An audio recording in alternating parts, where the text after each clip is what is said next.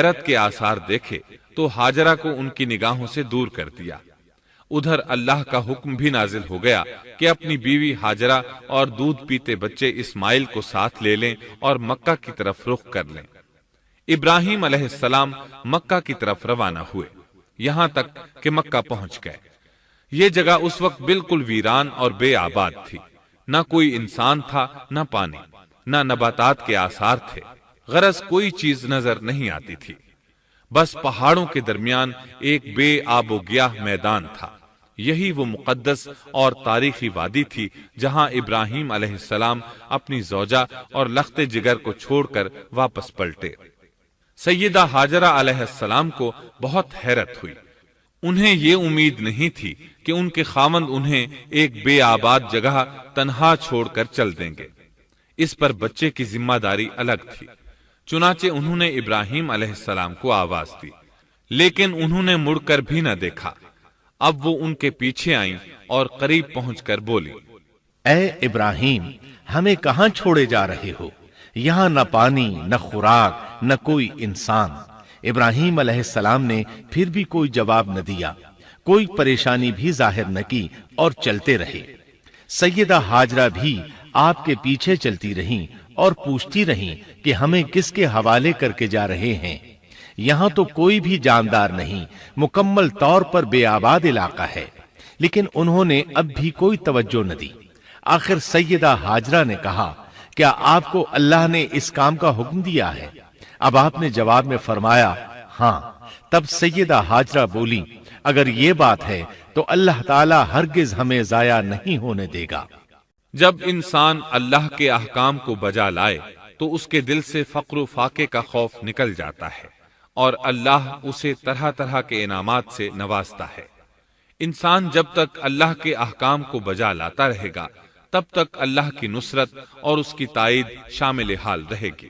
چنانچہ جو ہی ہاجرہ علیہ السلام کو پتا چلا کہ انہیں تنہا چھوڑ جانا اللہ کے حکم کی بنا پر ہے تو فوراً یقین بھرے لہجے میں بولی، تب اللہ ہمیں ضائع نہیں کرے گا۔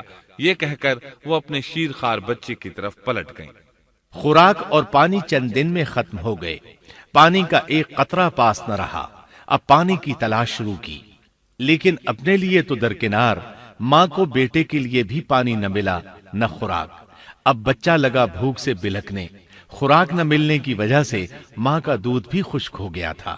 عورت کتنی بھی باحوصلہ ہو، اپنے بچے کو بھوک سے بلکتے نہیں دیکھ سکتی۔ اب انہوں نے بچے کو وہیں چھوڑا اور تیزی سے قریبی پہاڑی صفا کی طرف لپکی۔ اوپر چڑھ کر ادھر ادھر نظر دوڑائی کہ شاید کسی طرف پانی یا خوراک نظر آ جائے یا کسی انسان کی جھلک نظر آ جائے۔ جب کچھ نظر نہ آیا تو نشیب کی طرف چلی، ساتھ میں بچے کی طرف بھی دیکھتی جاتی تھی۔ نشیب میں پہنچی تو بچہ نظروں سے اوجھل ہو گیا۔ اس پر اور بے چین ہوئی اور بلندی کی طرف دوڑی۔ اس طرح مروہ پہاڑی پر چڑھ گئیں۔ وہاں بھی چاروں طرف نگاہ دوڑائی لیکن کچھ نظر نہ آیا۔ خیال آیا کہ پھر کوشش کرنی چاہیے۔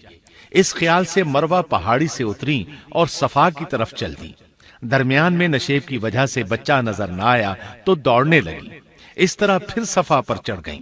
اللہ اکبر! ایک تو عورت ذات کمزور، پھر بھوک پیاس سے نڈھال، اس پر کس قدر سعی اور کوشش میں مصروف، وہ بھی اپنے بچے کے لیے۔ بہرحال بار بار کوشش کے خیال سے انہوں نے صفا اور مروہ پہاڑیوں کے درمیان 7 چکر لگائے۔ یہی وجہ ہے مسلمان عازمین حج صفا و مروہ کے درمیان سعی کرتے ہیں تاکہ اس واقعے کی یاد تازہ ہو جائے۔ جب وہ آخری مرتبہ مروہ پر پہنچی تو انہوں نے ایک آواز سنی۔ یہ آواز اسماعیل علیہ السلام کے قریب سے آئی تھی۔ انہوں نے پوری توجہ سے آواز کو سننے کی کوشش کی اور جلدی سے اسماعیل کے قریب پہنچی۔ کیا دیکھتی ہیں، اسماعیل کے قدموں کے نیچے سے پانی پھوٹ رہا ہے، کیونکہ جبریل علیہ السلام کو اللہ نے اس صابرہ خاتون کی مدد کے لیے بھیجا تھا۔ انہوں نے زمزم والی جگہ پر اپنا پر مارا تو اسماعیل کے قدموں کے پاس سے ایک عظیم چشمہ رحمت نمودار ہوا۔ مستقبل کے پیغمبر کے قدموں کے نیچے سے اللہ نے جبریل فرشتے کے ذریعے زمین پھاڑ کر پانی نکال دیا۔ یہی آب زمزم کا آغاز تھا۔